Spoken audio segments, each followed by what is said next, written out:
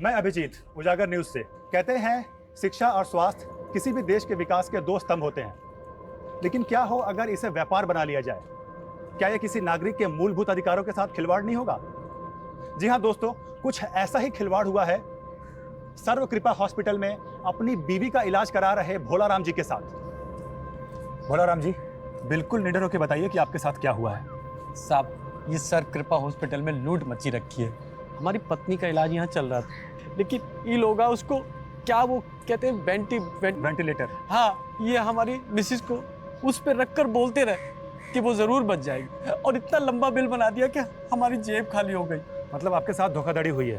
अरे बहुत बड़ी धोखाधड़ी हुई साहब। अभी भी ये लोग कहते हैं कि हमारे पर लाखों रुपया बकाया है, अगर हम वो नहीं चुकाएंगे तो ये हमारी पत्नी की डेड बॉडी नहीं देंगे हमें। देखा दोस्तों, किस तरह इस हॉस्पिटल में एक गरीब आदमी की बीवी का लाश का सौदा किया जा रहा है। बंद कर! अरे बंद कर! अरे चल बाहर निकल! निकल बाहर! ऐसे गुंडे करके जनता की आवाज को दबाओगे? निकल बाहर! अभिजीत देख तुम्हारा कैसे पोल खोलता हूं मैं। अभिजीत, पूरे हॉस्पिटल को बर्बाद कर दूंगा मैं। चल चल चल निकल! सेफ नहीं है ये एरिया, चलना यहाँ से। यार तुझे मना किया था इतने रिस्क मत लिया कर। तू हॉस्पिटल के सामने ये स्टोरी करने से मना किया था तुझे। फुटेज मिला ना? अरे फुटेज मिल गया मेरे भाई, लेकिन तेरी जान चली जाती तो। समझता ही नहीं है छोटी सी बात। अरे भैया, भैया आप आज सगाई है तुम्हारी, वहाँ लड़की वाले घर पे इंतजार कर रहे हैं और तुम अभी तक यहीं हो। अरे विनोद भैया, वो जरूरी ब्रेक थ्रू था, इंतजार नहीं कर सकते थे हम। तेरी होने वाली बीवी भी इंतजार कर रही है तेरा। अरे यार राजीव, तू तो कब तक लड़कियों से भागता रहेगा? आज तो सगाई पक्की है। ले चल। मर्दों से तो कोई प्रॉब्लम है ही नहीं इसको, बस लड़कियों से ही प्रॉब्लम है। चल। अब तो दोनों बहनें एक ही घर में, इससे अच्छी क्या बात हो सकती है आपके लिए? जी पापा, हम तो बहुत लकी है, हमारी प्यारी बहन वर्षा ही हमारी देवरानी बन रही है। क्यों विनोद जी? हाँ राखी जी, बड़ा भाग। हाँ भाई, आप बड़ा भाग वाला है तू। हाँ बैठ बैठ अभिजीत। भाई सच सच बता, पसंद आई हमारी साली साहिबा?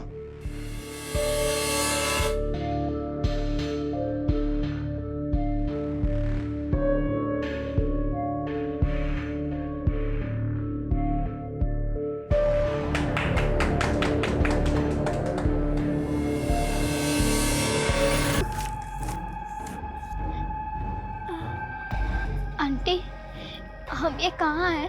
हमें हमारे घर जाना है। आप छोड़ दोगे हमें हमारे घर? हमारे पापा ढूंढ रहे होंगे हमें। आप छोड़ दो हमें हमारे पापा के पास जाना है। आप छोड़ो!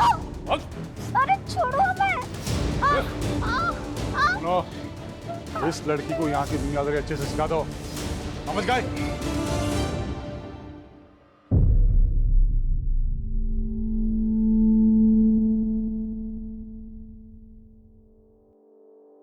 हम 136 हैं और ये हमारी माँ 135। तुम कौन हो? 172। क्या तुम हमारी दोस्त बनोगी? हम 172 नहीं है, हम मिनी है। हमें हमारे पापा के पास जाना है। पापा, पापा, जाने दो हमें।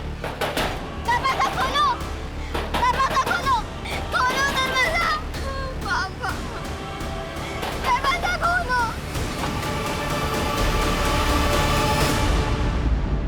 माँ, हमको लगता है कि हमें शादी वादी के लिए नहीं बने। अभी भैया भाभी के कहने पे जबरदस्ती सगाई तो कर ली, लेकिन तुम तो जानती हो ना हमारी दुविधा।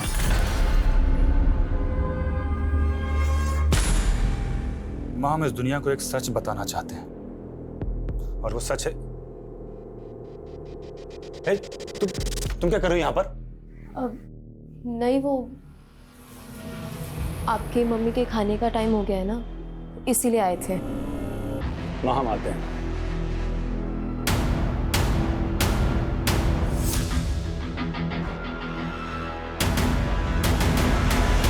हम अक्सर सच्चाई से भागते हैं। उम्र के हर पड़ाव पर कोई न कोई एक ऐसा सच जरूर होता है जो शायद हम सबसे छुपा लेते हैं। दरअसल मैं सबको एक आईना दिखाना चाहता हूँ, एक ऐसा आईना जिसे देखकर हम फैसला करें कि आज हम कहाँ खड़े हैं। आने वाली 15 जून को रात 9:55 पे मैं आपको ऐसे ही कड़वी हकीकत से रूबरू करवाने वाला हूँ, जिससे शायद अब तक का सबसे बड़ा पर्दाफाश होगा।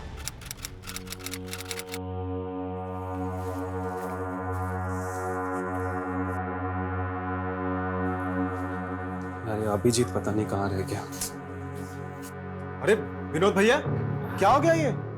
अरे कुछ नहीं, थोड़ा चक्कर खा के गिर गए थे। अरे बाप रे। अच्छा ये बताइए, अभिजीत को देखा आपने?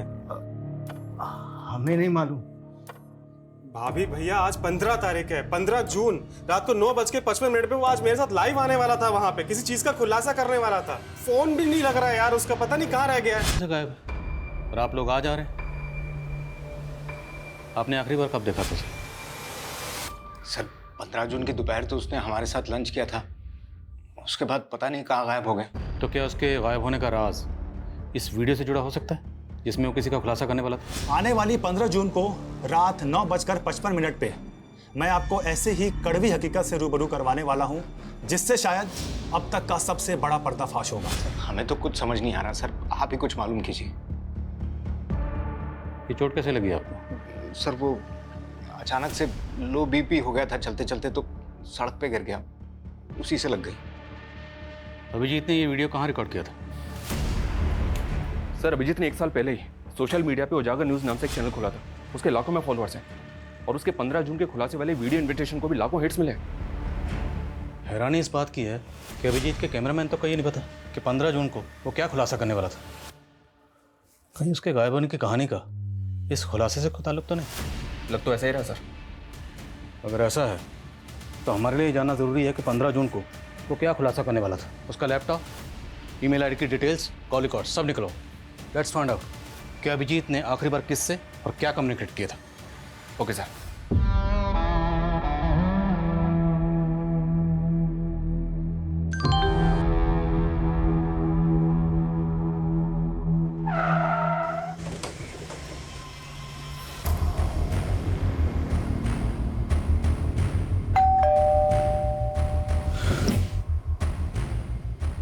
जी, हमें वर्षा जी से बात करनी है।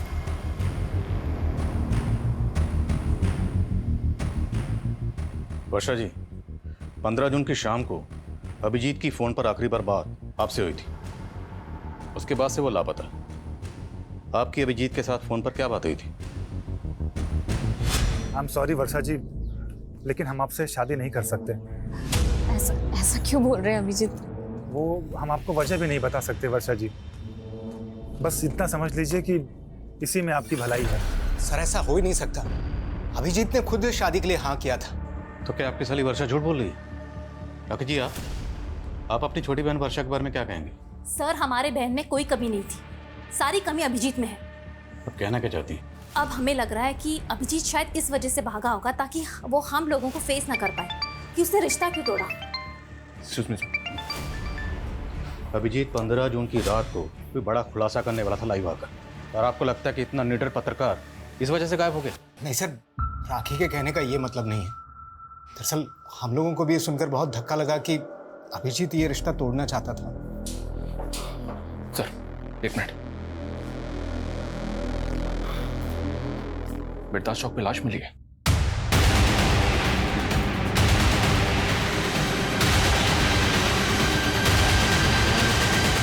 आइए सर। सर लाश बुरी तरह से जली हुई है, चेहरा भी पहचान पाना मुश्किल है, लेकिन उसकी कदकाठी अभिजीत की कदकाठी से मैच कर रही है। तो तुम्हें ऐसा लग रहा है कि अभिजीत की बॉडी है? सर अभिजीत का फोन मिर्दास चौक पे ही बंद हुआ था, उसकी फैमिली से शिनाख्त करवा के देखे क्या? सर ये क्या दिखा रहे हैं सर? देखिए, हम मानते हैं कि बॉडी बुरी तरह से जली हुई है, पर हमारे लिए बॉडी की शिनाख्त करवाना बहुत ज़रूरी है। पर हमें इनकी बॉडी से ये चेन और ये अंगूठी मिली। ये अंगूठी तो अभिजीत की सगाई की अंगूठी है सर, और ये चेन भी अभिजीत की है सर। ये टैटू भी अभिजीत की कलाई पे ही था।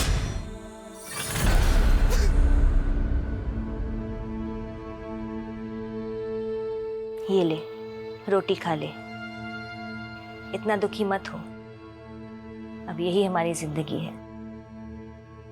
ले खा ले, अभी बहुत सारा काम करना है।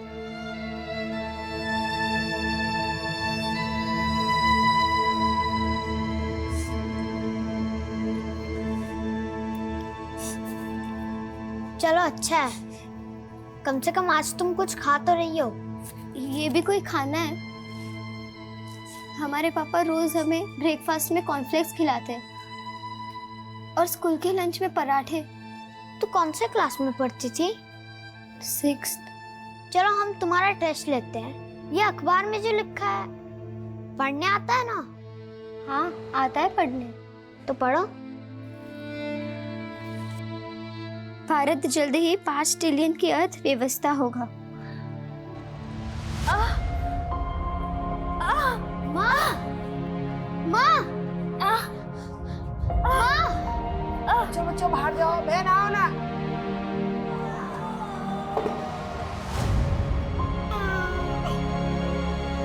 हमारा नया दोस्त आ गया। क्या ये लोग उसके भी गले पे नंबर लिख देंगे? सर पीएम रिपोर्ट के हिसाब से पहले अभिजीत को बुरी तरह से पीटा गया। किलर ने ऐसा क्यों किया? इसलिए कि उसको आइडेंटिफाई नहीं किया जा सके। अगर ऐसा था तो फिर अभिजीत की बॉडी पर उसकी चेन और अंगूठी इंटैक्ट क्यों थी? यहाँ तक कि उसके बाजू पे जो टैटू था वो भी उसके भाई ने आइडेंटिफाई की। पहचान मिटाने की कोई कोशिश नहीं की गई। किलर ने अभिजीत को जिंदा जला दिया सर। ऐसा लग रहा है जैसे किलर की अभिजीत के साथ कोई गहरी रंजिश थी। अभिजीत के लैपटॉप से क्लू मिला? साइबर टीम अभिजीत के लैपटॉप और मोबाइल का डेटा रिकवर करी है सर। लेकिन सर अभिजीत का फोन पिछले कई दिनों से अतुल नगर में काफी एक्टिव था। अतुल नगर में कहाँ जाता था ये तो नहीं पता, लेकिन अतुल नगर में जितने भी सीसीटीवी हैं सबकी फुटेज मंगा रहा हूँ। और अभिजीत का कैमरामैन प्रथमेश, उसने कुछ बताया? नहीं सर, उसे इस बारे में कुछ नहीं पता।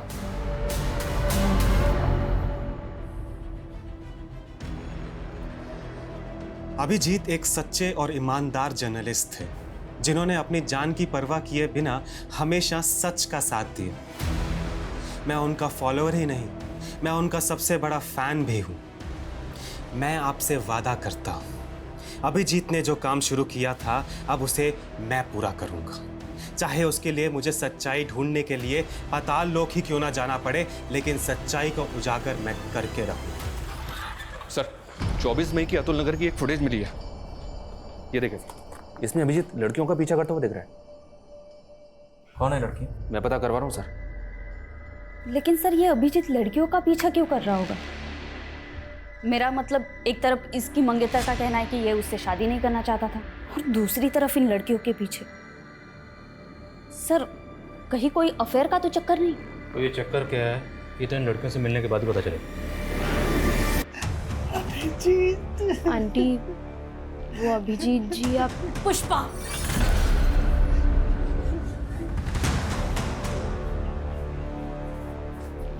जी माँ जी को क्या बताना है और क्या नहीं बताना ये तुम्हारा काम नहीं है।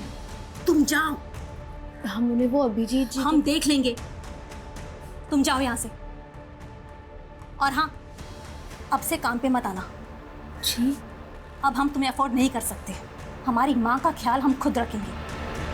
तुम जाओ।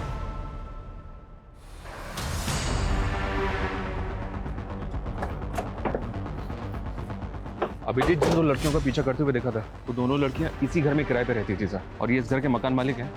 इन्होंने ही मकान किराए पे दिया। नाम क्या था दोनों लड़कियों का? सर बड़ी वाली का गीतांजलि और छोटी वाली का चंचल था। दोनों सगी बहनें थी। आप कहाँ हैं? सर वो लोग तो 10-12 दिन पहले अचानक घर खाली करके चले गए थे। रहने वाली कहाँ की थी? रेंट एग्रीमेंट में उनका नेटिव एड्रेस होगा। रेंट एग्रीमेंट तो नहीं बनाया, लेकिन हाँ वो बिहार की रहने वाली थी। तुम लोग भी ना, हम लोग बार बार गाइडलाइन जारी करते हैं कि बिना पुलिस वेरिफिकेशन के मकान किराए पर नहीं देना, पर सुधरोगे नहीं तुम लोग। सर गलती हो गई। लड़कियां करती क्या थी? सर वो घरों में मेड का काम करती थी। कहाँ, किस घर में? सर वो तो नहीं मालूम। लड़कियों के फ़ोन नंबर तो होंगे आपके पास? सर उनके पास फ़ोन्स भी नहीं थे।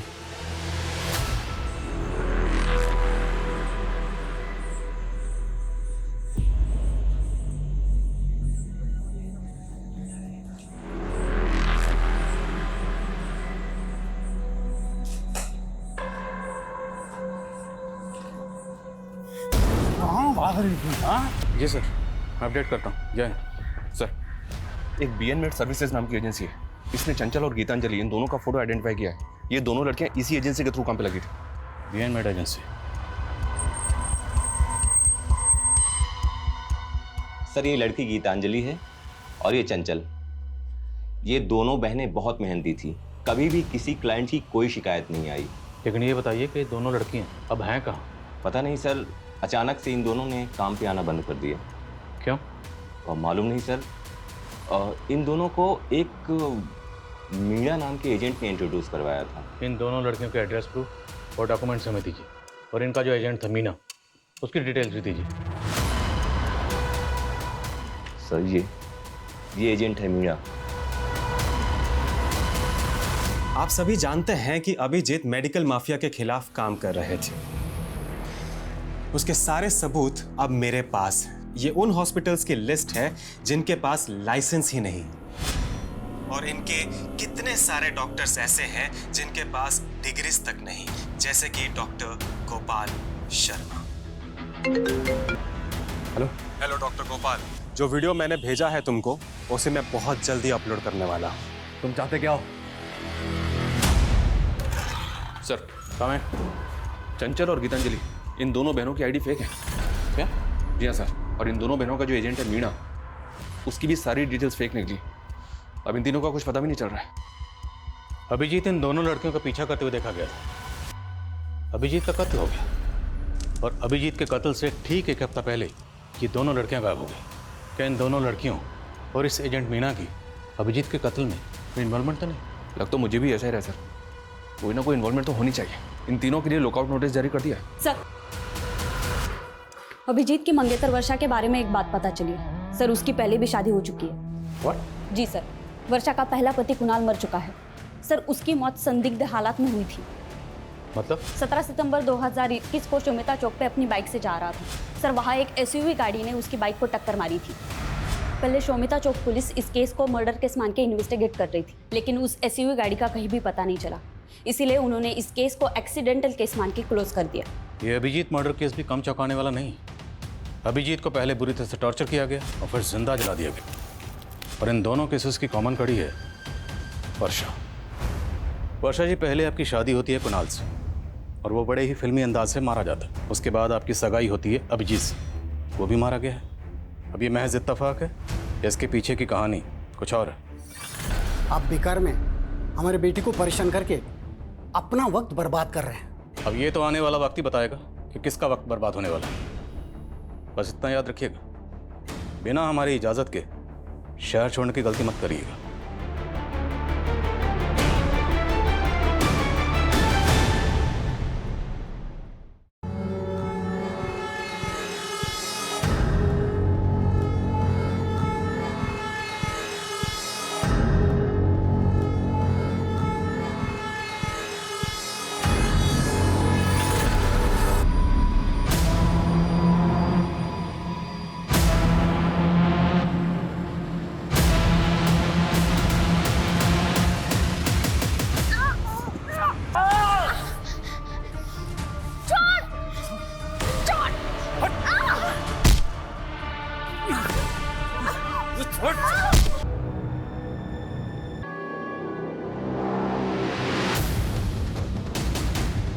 सर,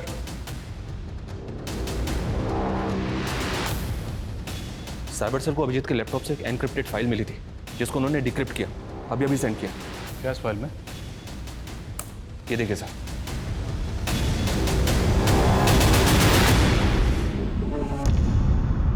तू तो चंचल को पहचानने से भी इनकार कर रहा था। ये सब क्या है?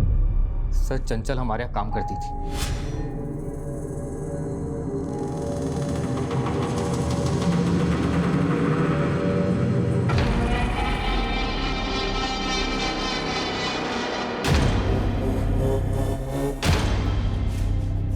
अरे साहब, सुन, ये जो तेरे पीठ के पीछे निशान है, ये क्या है जो तू छिपाती फिरती है? देखना चाहते हो?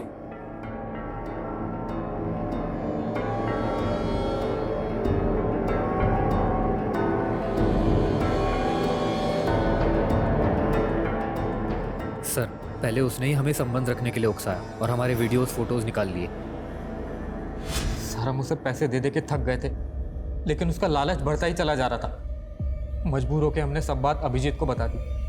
उसने हमें प्रॉमिस किया कि वो हमारी मदद करेगा। कहानी अच्छी है, लेकिन सिर्फ कहानी, यह हकीकत नहीं है।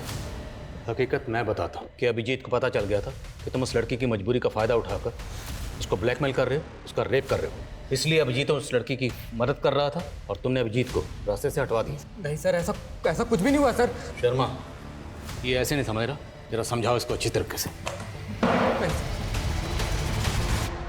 सर, गीतांजलि, चंचल और मीणा ये तीनों अभी भी ट्रेस नहीं हो पा रहे हैं और राजीव भी इस बात को एक्सेप्ट नहीं कर रहा है कि उसने लड़कियों के साथ कुछ किया है।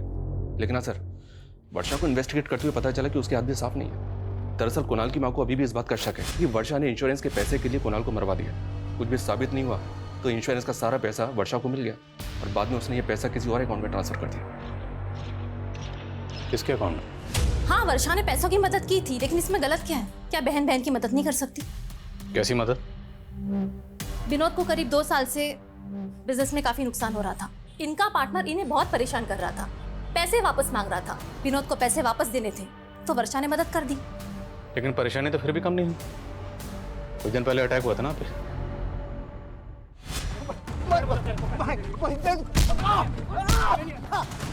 कल पैसे नहीं मिले ना, दूसरा तो इससे भी बुरा हालत होगा। उस दिन पुलिस स्टेशन में इस चोट के बारे में पूछा तो झूठ बोल दिया। सर वो अचानक से लो बीपी हो गया था, चलते चलते तो सड़क पे गिर गया। लेकिन इन सब बातों का अभिजीत के मर्डर से क्या लेना देना? लेना देना ना हो तो ही अच्छा है, वरना लेने के देने पड़ जाएंगे। एक बात बताओ, तुमने उत्तम को पैसा तो दे दिया था ना? अब तुम भी हम पे शक कर रहे हो। अरे अगर तुमने पैसा चुका दिया था तो लोगों ने हम पे हमला ही क्यों किया? उसी के कारण जो तुमने पुलिस को बताया है। छोटा मोटा पैसा नहीं है ये, और अब तक कर्जा चुकता नहीं हुआ है। इतने के लिए लोग जान ले लेते हैं। शुक्र करो तुम अब तक जिंदा हो।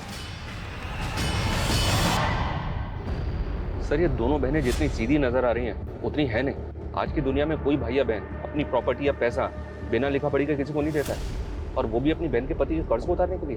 विनोद के बिजनेस पार्टनर से कंफर्म करो, दोनों बहनों का कांटेक्ट अच्छे से चेक करो। तो तूने विनोद पे अटैक करवाया था?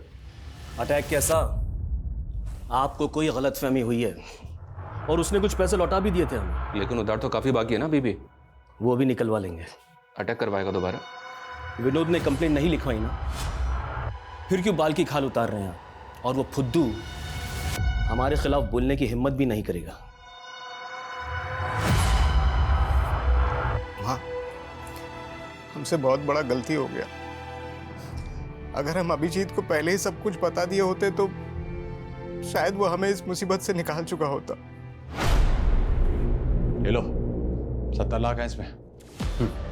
70 लाख?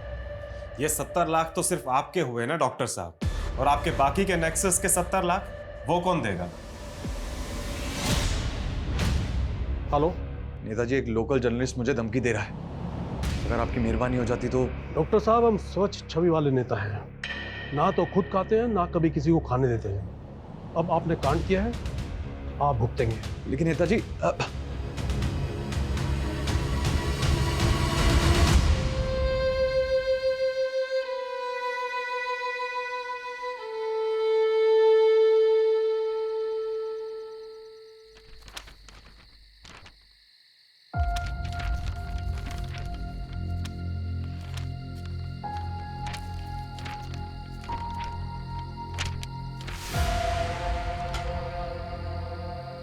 कौन है?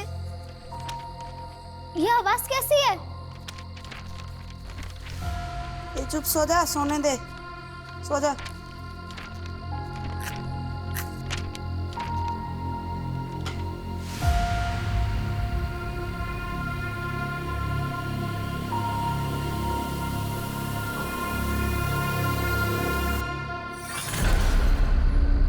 ये ले, रोटी खा ले, अभी बहुत सारा काम करना है।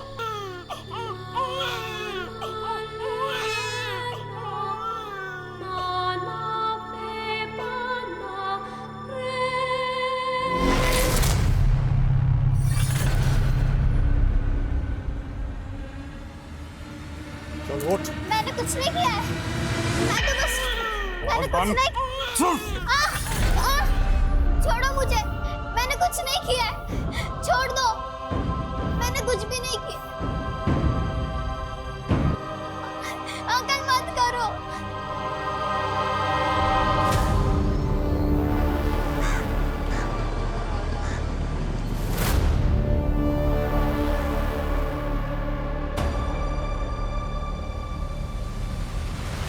हम थक गए हैं ये करते करते। अभी और कितने खून बहाने पड़ेंगे। ये हमारा तीसरा अबॉर्शन है। न जाने तुमसे शादी करने के लिए हमें अभी कितना और इंतजार करना होगा। हम जल्दी सब कुछ ठीक कर देंगे।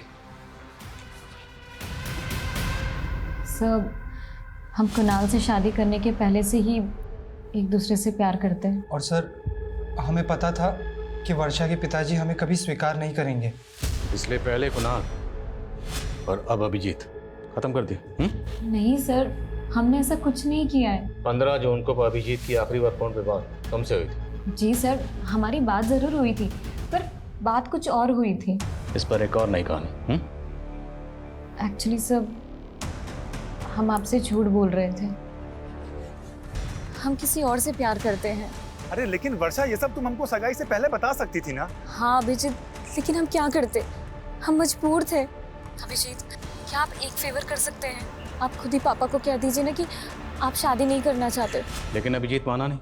तुम दोनों को लगा कि तुम दोनों की पोल खोल देगा, इसलिए तुम दोनों ने उसकी जान ले ली। वैसे तुम्हारे लिए किसी मासूम की जान लेना कोई बड़ी बात नहीं है।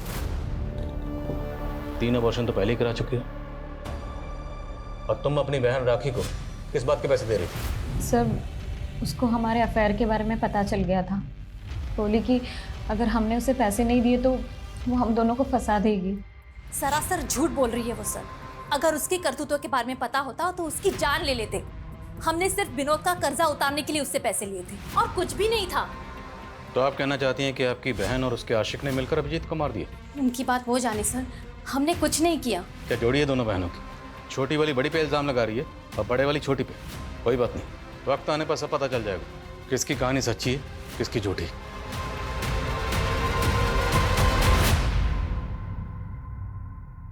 वो आपकी सास की केयर टेकर, क्या नाम है उसका? पुष्पा। कहाँ वो? हमने उसे काम से निकाल दिया। अब हम उसे अफोर्ड नहीं कर सकते। रहती कहाँ वो? एड्रेस दीजिए। ये बात तो अभिजीत ही जानता था, हमें कुछ नहीं पता।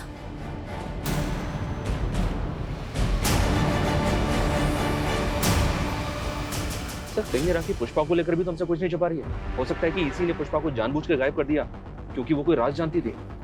या फिर पुष्पा को खेल कर इस राखी पे कड़ी नजर रखो और पता करो कि पुष्पा कहाँ गायब, और उसके लिए लुकआउट नोटिस जारी कर दो।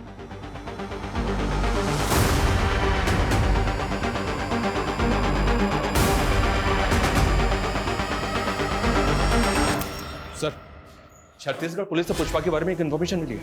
पुष्पा एक बागी ग्रुप की मेंबर है और कई सालों से वांटेड है। पुष्पा एक बागी थी? तो वो अभिजीत के घर पे क्या कर रही थी? दरअसल अभिजीत के लेट फादर धीरेन्द्र आनंद ने कई सालों तक एक बागी ग्रुप में काम किया है और ये पुष्पा उनकी शागिर्द थी। इंटेलिजेंस का ऐसा मानना है कि गायब होने के बाद पुष्पा यूपी में कहीं छुपी थी। मतलब वो यूपी में अभिजीत के घर पर छुपी हुई थी, और वो भी उसकी माँ की केयर टेकर बन के। अभिजीत उसको लेकर आया, उसकी मदद कर रहा था। और सवाल ये है कि अभिजीत बागी की मदद क्यों कर रहा था? कि अभिजीत खुद एक बागी था? चेक करो सब जगह चेक करो।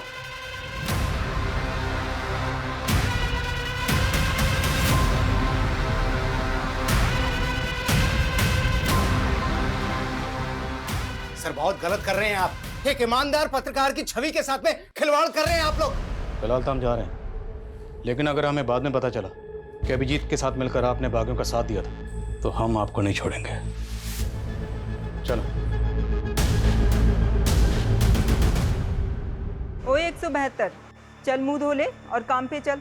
अब यही तेरी किस्मत में लिखा हुआ है। तैयार कर ले अपने आप को इन सब चीज़ों के लिए। जब 135 का बच्चा बड़ा हो जाएगा ना, तुझे ही ट्रेनिंग देनी है। यहाँ पे माँ बाप हो या बच्चा, सब किस्मत के हाथों बंधे हुए हैं।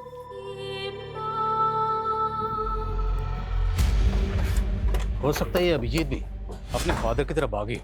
ये और पुष्पा दोनों किसी सीक्रेट मिशन पर थे। जैसे ही मिशन पूरा हुआ, अभिजीत ने अपनी मौत का ड्रामा रचा।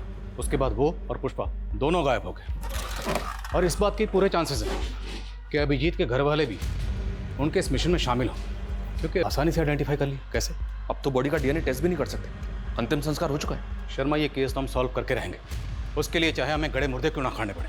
अभिजीत की फैमिली, दोस्त, रिश्तेदार सबके बारे में सब कुछ पता करो। Okay sir.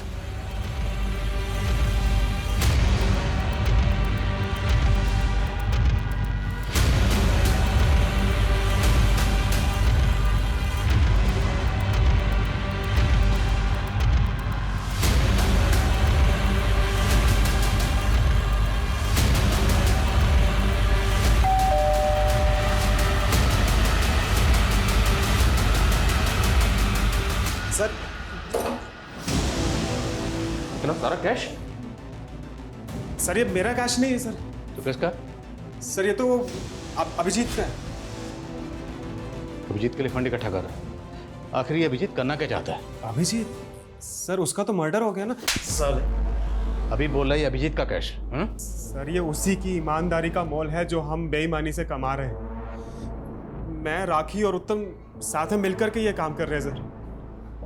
तुम्हारी छोटी बहन वर्षा का नीरज से अफेयर और तुम्हारा अपने पति के बिजनेस पार्टनर उत्तम से अफेयर। अति उत्तम। सर हमारा कोई अफेयर नहीं है। हमने सोचा था कि विनोद उत्तम के साथ बिजनेस करके सेटल हो जाएगा, लेकिन आलसी घाटा करके बैठ गया। ओ मैडम, यहाँ मैं मुनाफा या घाटा जानने के लिए नहीं बैठा हूँ। तुम तीनों ये बताओ कि अभिजीत को क्यों मारा? सर हमने अभिजीत को नहीं मारा है, बल्कि उसकी मौत का फायदा उठा करके हमने सिर्फ डॉक्टर गोपाल शर्मा से पैसे ठगे थे। सर प्रथमेश ने हमें बताया था अभिजीत के मेडिकल स्कैम खुलासे के बारे में, तो हमने उत्तम की ताकत का इस्तेमाल किया ताकि कोई डॉक्टर हमें परेशान करे तो उत्तम संभाल लेगा। तो 15 जून की रात को अभिजीत यही खुलासा करने वाला था? नहीं सर, वो तो सच में उसने हमसे सीक्रेट रखा था। वो कुछ और बात थी और उसी की वजह से उसकी जान गई है सर। तुम तीनों को तब तक तोड़ेंगे जब तक सच नहीं कबूलोगे। नीलम, तोड़ो इन्हें। डॉक्टर गोपाल की कुंडली निकलवाओ। पूरे चांसेस है कि 15 जून को अभिजीत जो खुलासा करने वाला था वो उसी डॉक्टर के खिलाफ हो। हेलो, क्या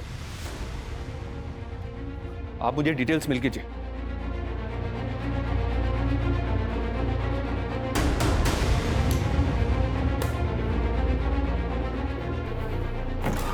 सर हमारी मेन सस्पेक्ट गीतांजलि की तो मौत हो चुकी है। गीतांजलि मर चुकी है? जी हाँ सर, ये देखिए कानपुर पुलिस ने उसकी बॉडी को रिकवर किया था। कोई बॉडी क्लेम करने के लिए नहीं आया तो उसका अंतिम संस्कार कर दिया। चौंकाने वाली बात यह सर कि गीतांजलि की कलाई पे बिल्कुल वैसा ही टैटू था जैसा अभिजीत की कलाई पे था। ये देखिए सर, अभिजीत के टैटू में 186 नंबर लिखा है और गीतांजलि के टैटू में 81 नंबर लिखा है। दोनों टैटूज वैसे तो दिखने में सेम है, सिर्फ नंबर और डिजिट्स का फर्क है। क्या ये कोई सीरियल नंबर हो सकता है? और इन टैटूज का हमारे सस्पेक्ट्स में से और किससे कनेक्शन हो सकता है? राजीव, वर्षा, नीरज, राखी, प्रथमेश, उत्तम या फिर पुष्पा? अभिजीत और गीतांजलि के बीच का कॉमन कनेक्शन है राजीव, लेकिन सर राजीव का तो कहना है कि वो इन टैटूज के बारे में कुछ नहीं जानता। पर अभिजीत की कलाई पर वैसा ही टैटू क्यों है जैसा कि गीतांजलि की कलाई पर? गीतांजलि की बहन चंचल से इसका पता चल सकता है। चंचल तो खुद गायब है। खा लो दीदी, खाली पेट रहने से कुछ नहीं होता और हमें बहुत कुछ करना है। हमें निकलना है यहाँ से। यहाँ से कोई नहीं निकल सकता। नहीं दीदी, हम निकलेंगे यहाँ से। कोई आने वाला है हमें बचाने। तुम ना ऐसे सपने मत देखो, ये सपना कभी पूरा नहीं हो सकता। सर चंचल के बारे में हमने अभिजीत को मार्च में बता दिया था। उसके बाद अप्रैल में अभिजीत बिना किसी को बताए 20 से 25 दिन के लिए किसी असाइनमेंट पर बाहर चला गया था। हाँ, अभिजीत अप्रैल में काफी दिनों तक नहीं था और उस दौरान उसने हमको कॉल भी नहीं किया था। मार्च में वो टैटू उसके हाथ में था? नहीं, तब तो नहीं था, लेकिन जब वो वापस आया तो हमने वो टैटू उसकी कलाई में देखा। तो आपने उससे पूछा कि वो टैटू उसने कहाँ बनवाया था और क्यों बनवाया था? नहीं सर, ऐसा तो उसने कुछ नहीं बताया। सर पहले तो हमें भी अजीब लगा था क्योंकि वैसा ही टैटू चंचल की कलाई पर भी था। कहीं ऐसा तो नहीं कि गीतांजलि और चंचल का उन टैटू से कोई ऐसा राज जुड़ा था जो अभिजीत जानना चाहता था, इसलिए उनका पीछा कर रहा था? लेकिन सर वो ये सब जानने के लिए अपनी कलाई पे वैसा ही टैटू क्यों बनवाएगा? और ये अभिजीत अप्रैल में 20-25 दिन के लिए कहाँ गायब था?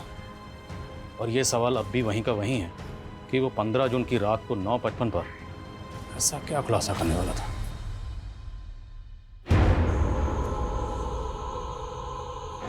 देखो हम जानते हैं चंचल और गीतांजलि के अलावा तुम लोगों के साथ यहाँ पर क्या हो रहा है। हम यहाँ की सच्चाई पता करने आए। आप हमें यहाँ से आजाद कर दोगे ना भैया? हाँ, लेकिन उसके पहले तुम्हें सब बताना होगा कि यहाँ पर हो क्या रहा है। मैं एक विशाल लोकतंत्र हूँ, बहुत तेजी से बढ़ती अर्थव्यवस्था हूँ, पर देखो मेरी गरिमा पे ये कैसा दाग लगा है। ये कैसा दाग लगा है? ये दाग हम सबको मिलकर धोना है। और ये फोल्डर बनाया गया 14 जून को। ना ये जो 15 जून को खुलासा करने वाला था, ये लाइंस उसकी उसी स्पीच का हिस्सा है। लेकिन सर, इसका तो कोई क्लू ही नहीं मिल रहा है कि ये खुलासा क्या था, किसका था और किसके लिए था। हमारा देश महान है भैया, और हम भी आजाद होंगे। बस आप जल्द से हमें लेने आ जाओ, हम आपका वेट कर रहे हैं। हमारे पास एक ऐसी चाबी है जिससे सारे ताले खुल सकते हैं, और वो एजेंट मीना। क्योंकि गीतांजलि और चंचल को डोमेस्टिक एजेंसी के लिए वही लेकर आया था। शर्मा, ढूंढो उसे। खबरों को काम पे लगाओ, जेलों में जितने भी कैदी हैं उनके बारे में पता करो। तुम्हें जो करना है करो, लेकिन किसी भी सूरत में मुझे एजेंट मीना चाहिए। Okay sir.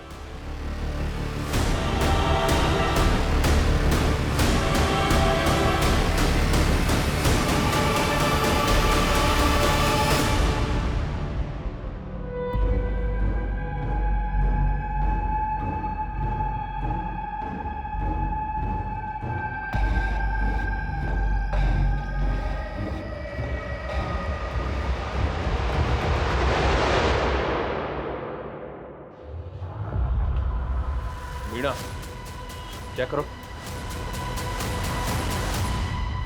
साहब, ये सब लड़के तो बंदो मजदूर हैं। इन्हें तो मैं शहर के बाहर से अपने टेम्पो में लेकर आता हूँ। मेरा काम है इन्हें घरों में काम दिलाना, और अगर कोई गड़बड़ करने की कोशिश करते तो हमको वापस कैंप भेज देते हैं। कैसा कैंप? कहाँ है ये कैंप? कैंप के बारे में मैं कुछ नहीं जानता। ये तो मुझे शहर के बाहर एक जगह पे मिलती हैं सब। कैंप का कोई बंदा लेके आता है इनको। ये सब करवाता कौन है? मालिक कौन है? साहब, इसके बारे में मुझे कुछ नहीं पता। सबसे पहले हमें ये पता करना होगा ये कैंप है कहाँ। इस नेक्सस ने बहुत गहराई तक अपनी जड़ें फैला रखी। ड्रोन कैमरा यूज़ करने की परमिशन निकलो। पूरा शहर, उसके आसपास जितने एरिया, सब जगह स्कैन करो। कोई भी एरिया छूटना नहीं चाहिए।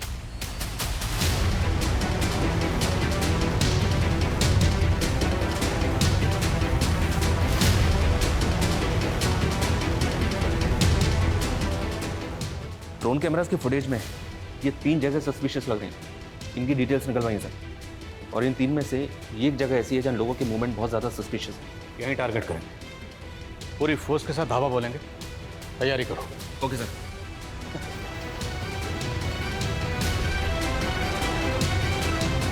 पुलिस! अरे पुलिस! अरे भागो!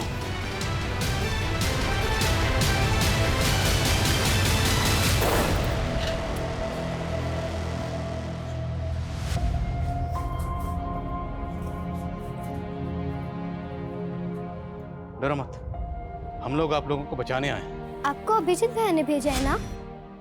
वो बोलते थे हम जरूर आजाद होंगे। हाँ बेटा, हमें अभिजीत भैया नहीं भेजा। अभिजीत भैया कहाँ है?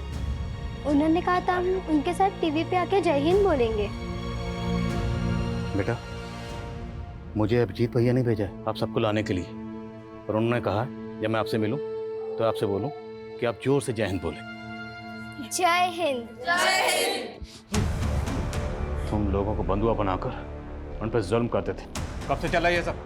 साहब, काफ़ी टाइम से हमारे लोग हर शहर में फैले हुए साहब। अगर हमें कोई अनाथ या कोई मजबूर मिलता था, हम उन्हें अपना कैंप में लेके आते साहब, और हम बच्चे लोग को भी किडनैप करके लेके आते साहब। अब ये बताओ, कैंप में उनसे करवाते क्या थे? साहब, हम उन्हें बड़ी बड़ी कंपनी, मिल और ईंट की भट्टी में लगाते थे, तो उन्हें हमें घर में काम पे लगाते थे साहब। जैसे गीतांजलि और उसकी बहन चंचल, है ना? दीदी को पूरा भरोसा था कि एक दिन हम उस जंजाल से बच निकलेंगे, पर उसके लिए हमें कैंप से बाहर आकर घरों में काम चाहिए था। इसलिए हमने कैंप में अच्छा बर्ताव किया, उन लोगों का भरोसा जीत लिया। फिर तुमने राजीव के यहाँ काम करना शुरू कर दिया, उसको ब्लैकमेल किया। हमारी पूरी कमाई तो वो मीना ले जाता था, और हमें अपनी जिंदगी शुरू करने के लिए कुछ पैसों की जरूरत थी, और इसलिए हमारे पास और कोई रास्ता नहीं था। लेकिन राजीव ने अभिजीत को सब बता दिया। हाँ, लेकिन अभिजीत भैया को ब्लैकमेलिंग से ज़्यादा उस गिरोह के बारे में चिंता थी। देखो, मुझे पता है तुम लोगों के साथ क्या हो रहा है। मैं तुम्हारी मदद करना चाहता हूँ, लेकिन उसके लिए मुझे तुम्हारे जैसे मजदूर बन के ही उस कैंप में घुसना पड़ेगा और अपने हिडन कैमरे से सब कुछ रिकॉर्ड करना होगा कि वहाँ पर एक्चुअली में हो क्या रहा है। फिर हमने उन्हें वहाँ घुसने में मदद की और वो हमारे कैंप में शामिल हो गए। साहब, मुझे शक हुआ कि अटेंडेंस रजिस्टर में गड़बड़ दिखा साहब, और वो कमीना पत्रकार वो मौका देख के भाग गया और गीतांजलि ने उसको मदद की थी कैंप में घुसने के लिए साहब। इसलिए तुम लोगों ने गीतांजलि को मार दिया और उसके बाद जब तुम लोगों को पता चला कि 15 जून को अभिजीत को खुलासा करने वाला है तो उसको भी मार दिया। साहब, हमारे लोग ने अभिजीत पे नजर रखा साहब, और मौका पाके हमने उसको दबोच लिया साहब।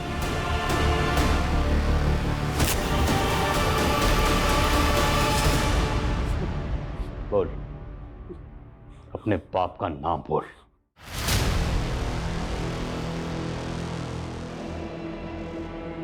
धर्मेंद्र सिंह सर मीटिंग में है। सर सर सर सर चलो। धर्मेंद्र जैसा बड़ा नेता इस नेक्सस का मास्टरमाइंड होगा, ताज्जुब हो रहा है सर। उस फैक्ट्री में तकरीबन 150 औरत मर्द और 50 से ज्यादा बच्चों के साथ इस तरह का दुर्व्यवहार किया जा रहा था। ये जानने के बाद बहुत तकलीफ हो रही है। लेकिन सर, पुष्पा का इस गिरोह से कोई लेना देना नहीं, हालांकि वो अभी तक गायब है। सर, हमने उसकी रिपोर्ट नेशनल एजेंसी को दे दी है।